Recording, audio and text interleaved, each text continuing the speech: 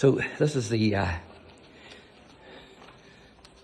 buggy, the clerical buggy that I showed you in another wee video, so I'm not going to talk too much about that. American buggy. This buggy belonged to Father Arthur McGuinness, and of course he opened his church as a hospital during the Battle of Gettysburg. So you can check out the other wee video that I cover on that extensively. I'm going to read this out to you. Never read this out in the other wee video. Irishmen in the American Civil War. Irishmen fought on both sides of the American Civil War.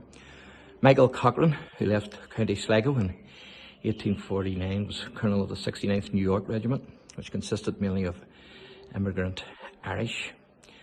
And it says the northern cities had been magnets for the Irish for many years, so the majority of Irish fought on the Union side. However, many Irish fought on the Confederate side in various regiments.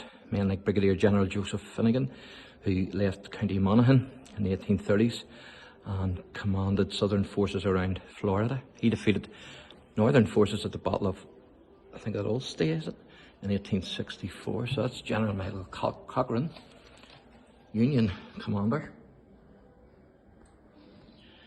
And then this one here is portrait of Brigadier General Joseph Finnegan.